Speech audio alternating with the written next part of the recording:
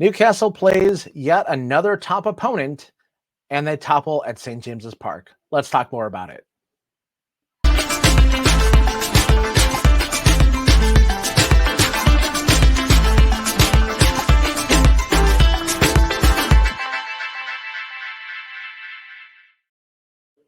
Hello, everybody, and welcome out to the Newcastle United Digest, the channel delivering you tune content in bite-sized chunks.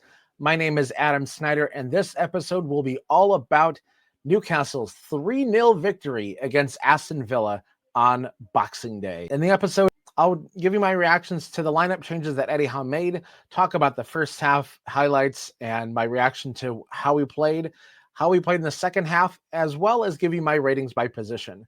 Let's dive into it, shall we? Eddie Howe made 2 changes to the side that beat Ipswich 4-0 just before Christmas. Kieran Trippier came on for Tino Livramento at right back, and the only reason that happened is Tino was not feeling well and was not even named to the squad.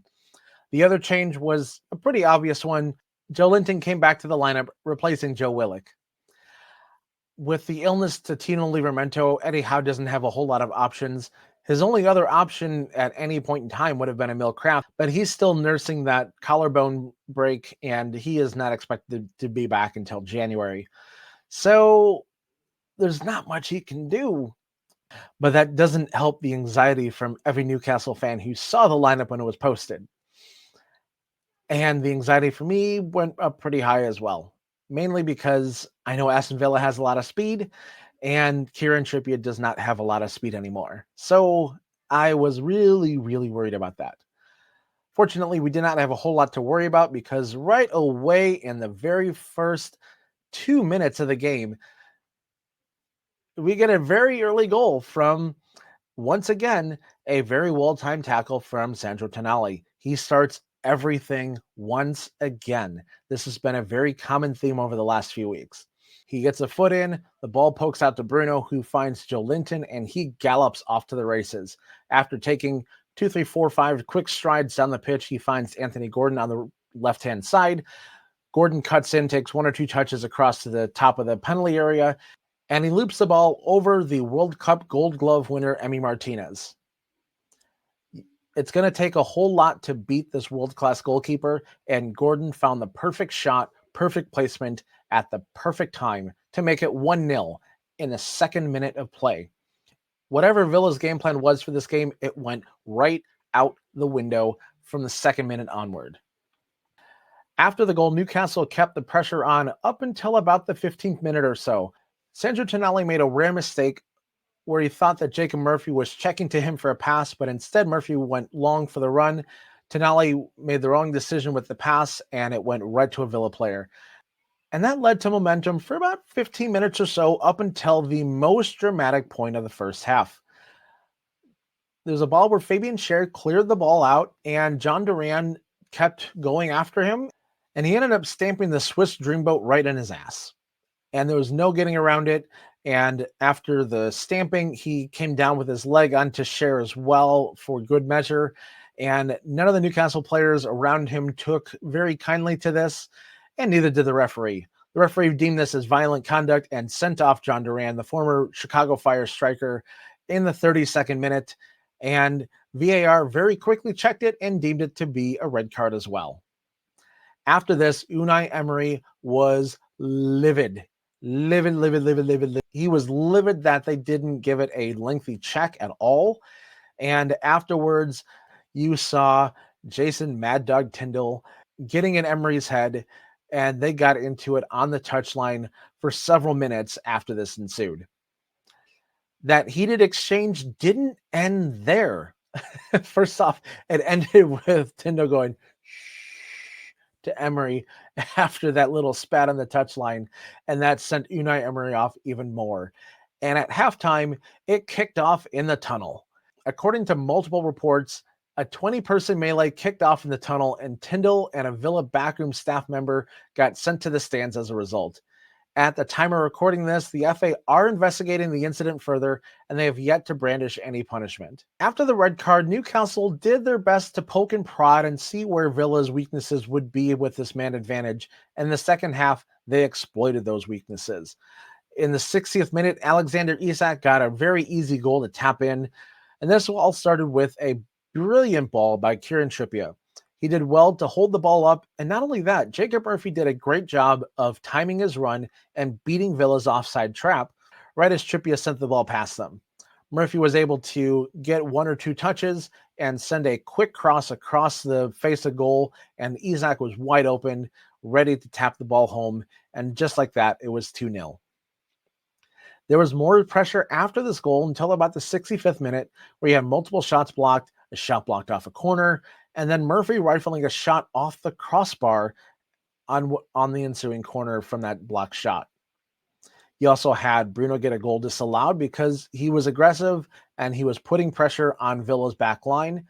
A Villa defender made a very poor clearance right off of Bruno, where he was at the right place at the right time, but it bounced off the wrong part of his body. And unfortunately bounced off his arm. Currently, the handball rule states that if the ball goes off of your hand or your arm in the net for a goal, it's automatically disallowed. VAR quickly intervened for this one, and just like that, it went from 3-0 back to 2-0. That did not deter Newcastle at all. They kept the pressure on and then kept the pressure on and kept the pressure on, and eventually Villa cracked again. A Villa defender made a very, very poor pass. There was nobody else around him, nobody in a claret and blue shirt, just passed right to Joelinton, where he was blessed with not only the ball, but a continuous buffer of 4 or 5 yards of space. Joelinton took a couple of touches, was able to think about, where am I going to put this shot? And he put the shot in almost the exact same spot as Anthony Gordon. Clearly, Newcastle had some footage on Emi Martinez and where to beat him, and they took advantage of it yet again. Joelinton made it 3-0 right at the beginning of injury time, and that was game over. 3 points in the bag for Newcastle, and it put them in 5th place. Yes, we are back up to 5th place after this game. After the game, you had more shenanigans from Jason Tyndall. He came down from the stands after the game and was wearing this hoodie. If you can't tell, it is a hoodie made by Newcastle United, and if you don't know who they are, they come up with fantastic memes about Newcastle before, during, after every very limited runs right now. They're also selling it as a normal sweatshirt, tote bags. I'll link to their site in the description down below. I'm not getting paid for this. I just found it to be brilliant. If you want to check it out, be sure to do so and support other Newcastle United content creators if this is something that you want. And now let's move on to my ratings by position. For goalkeeper, I'm going to give Martin Dubravka's performance a 10 out of 10. This is a 3rd straight clean sheet, and it yields another high rating. He didn't have a whole lot to do, but he did come up with a big save on a Villa free kick. His distribution was great, both in his decision-making and his ability to dictate the match pace with his distribution. There were a lot of times where he was able to get the ball out quickly and start the rush again. It was very, very helpful for Newcastle to do that and keep Villa on their toes and keep them off guard and wondering what on earth we're going to do next. And on defense, I'm also going to give them a 10 out of 10. Even without Tino Livramento, Newcastle did well to neutralize Villa's pace. Shared it well to neutralize the speedy John Duran and got him sent off in the process. Hee. And at midfield, I'm going to give them a 9.5 out of 10. There were still some issues with some giveaways, but they weren't as prevalent in this game. They did very well to aid in the press, and Tonali was class in that number 6 position yet again. His tackle led to the first goal. Bruno kept the pressure up and almost got a goal for himself. And Joelinton kept the pressure on as well and also got a goal. These are all great things and that we've been missing for a lot of the season. Lots of pressure, midfield goals. We had it all. Just enough with the giveaways, please. And for forwards, I'm going to give them a 9 out of 10. They did well to score 2 goals, with Isak and Gordon scoring. Murphy got another assist, and the press was very effective along with the midfield. And if you're wondering why they got a 9 out of 10, it's because there were a lot of other opportunities that they took and did not score on. This game could have been very easily 5 or 6-0 or even more had they converted on a few more opportunities.